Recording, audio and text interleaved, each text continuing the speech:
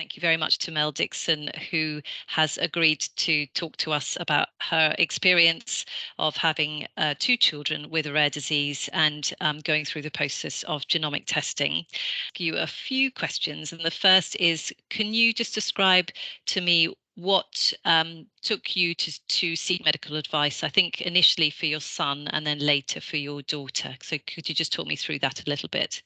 Yeah, sure. Thank you for having me. It was my son was obviously my first. He was my firstborn, so he was quite late with his developmental milestones. He was a difficult feeder. He was quite clumsy, but then my dad's quite clumsy. I'm quite clumsy, so we put it down to that. He was a late talker as well, so he was late with developing his any vocabulary. He was quite slow to develop, but not massively slow. That's sort of a few months behind other children. And I think at about age 4, we noticed that he had a slight tremor in his hands when he was going to do things, like the fishing games, gross motor activities. We just noticed this slight tremor.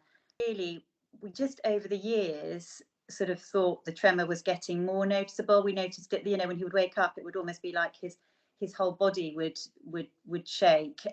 We just noticed an increase in that. And then my daughter, I've got a middle son as well, he's unaffected, but my daughter presented with very similar symptoms very early on. And actually for her, I noticed the shakiness from birth. She was going to try to grab things. There was a slight tremor. She was excited.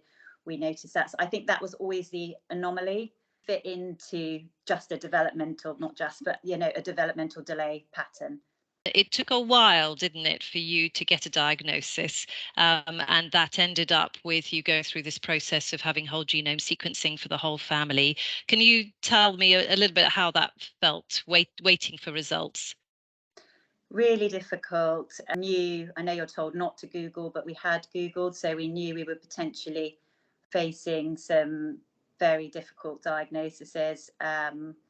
We'd been through genetic testing privately that we paid for in 2017, which had come back negative, and they'd had quite a lot of extensive testing for that. So in a way, probably naively, I hoped that these results would also come back negative. But now I actually realise, although our disease can be progressive, we've got an answer because we've got something to act on, where there's other people, just because it doesn't come up straight away doesn't mean that it's not going to get worse. Initially very, very difficult, and I think the first month it took a while for us to digest the information and to be told that there was a neurodegenerative aspect to it was obviously not the news that any parent wants to hear. Learned more about it, I feel I gained more hope for the condition. Rather than just sitting there watching my children's tremor get worse, I could actually now try and intervene and take some level of control over what's been an uncontrollable situation for really me. My son got diagnosed when he was